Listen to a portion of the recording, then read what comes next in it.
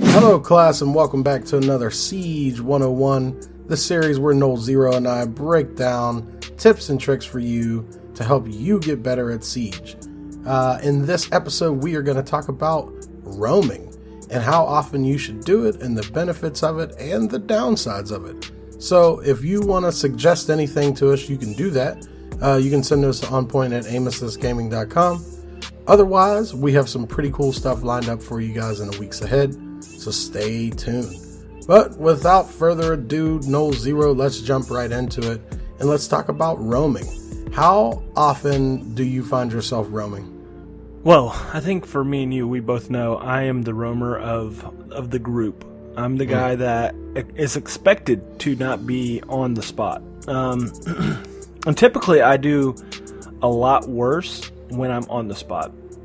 I'm kind of a fidgety gamer. I would say I'm like an 80, like I have ADD when it comes to being on defense, where I can't sit in a corner and just wait. And I'm just, it fits my play style to roam and put pressure on the offense and kind of mitigate how quickly they can get to y'all. Right. Now, another interesting thing about roaming that we don't necessarily think about it in those same terms, what about on offense? How often do you roam where you're not with the pack? That, once again, is me. I'm normally the roamer on offense as well. Typically, if Troy and you are running a strategy, you're typically taking one more person or the other two with you, whether it be Bold and Dust, whoever we have with us. Y'all typically take the 3 or 4 man with y'all, and I'm normally the distraction. I go in the more unconventional ways. I show up in the more uncomfortable spots. And, we have kind of 50-50, returns on this. Sometimes I do really well and get a lot of kills. Sometimes I, die. But I 100% of the time distract them from y'all. Well, that's interesting that you bring that up, because that's what I want to know. What would you say, just on a general standpoint, what would you say the advantages to roaming are? Well, I think the advantages of roaming are you're putting yourself in a place that, whether it be defense or offense, though the guys on the other side of the coin are not expecting you to be. Really effective roaming can lend yourself to getting 2 or 3 kills in a round, just for a simple fact of being in a position that they didn't expect you to be in. And it really helps to have great communication, of course.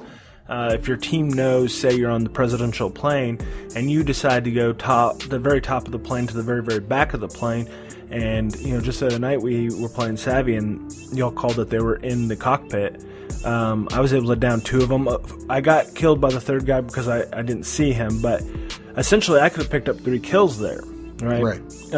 Nevertheless, I did slow them down because they had to pick up 2 guys.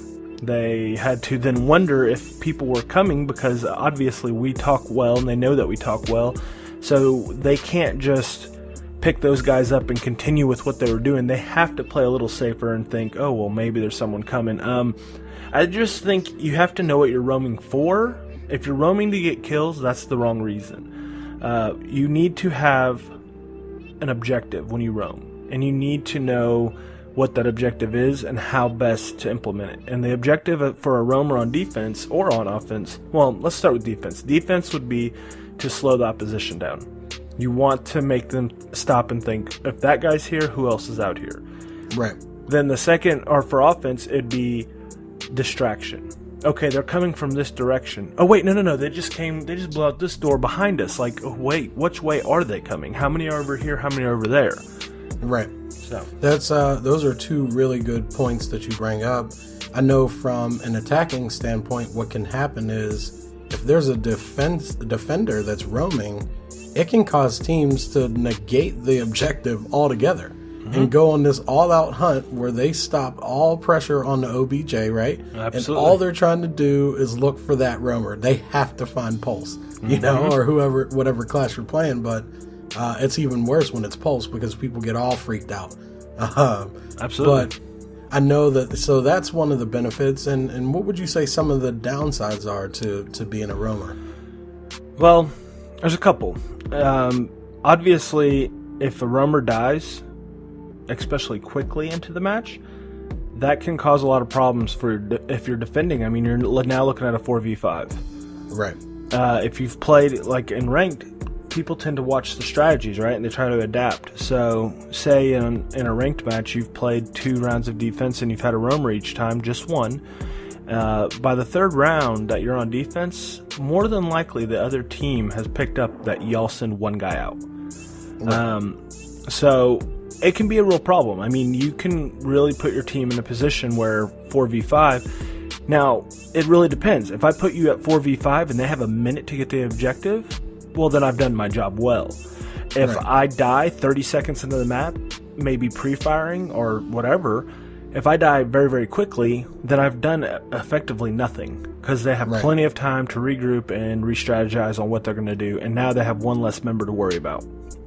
Would you say a 1v1 trade is worth it for a roamer? Like if you're going out as the roamer and you pick one guy, is it worth it? Now, before you answer, I do want to throw out there that for me, there are certain times where I feel like the roaming was more successful than others. And my favorite thing to hear out of your mouth is, I got thermite. That's what I love to hear from you is, I don't care how many you get, but did you get thermite? Right. And explain why that's such a big deal for us. Yeah, I think the biggest deal is who you kill. A 1v1 and say they're running a fuse. Fuse can cause a lot of problems for a team, but he's not a decision maker most of the time. Right. You know, especially we'll have Jaegers. We're pretty safe. We're mitigating what he can actually do. A Thermite or Thatcher kill, however, especially if they're not running Twitch, that can shut down a lot of lanes of options for them. They can no longer break down this wall or that wall because, well, maybe their Thermite's up, but they have nothing to take out the bandits. Maybe their Thermite's down, well, now they have no way to break that wall. So it's really important who you kill, not so much how you know, if you get a kill. I would say if you get like 2 or 3 kills, absolutely worth it, even if they do have Thermite. Yeah. But if you get 1 for 1 and it was Thermite or Thatcher and they don't have that Twitch, you definitely succeeded in what you went out to do. So there you go, guys. There's a couple tips for you. You can go after specific players if you have that luxury. Thermite and Thatcher are gold for a roamer. Absolutely. But you also want to make sure you have good team composition and that you're roaming for a reason. But that's going to do it for this episode of Siege 101. Hopefully you guys enjoyed it. Leave down in the comments some of your tips on how you roam the maps and if you're more of an objective player or you're a roamer yourself. And leave a thumbs up if you liked it. But until next time, guys, I'm Hambone, he's No Zero, and we'll see you when we see you.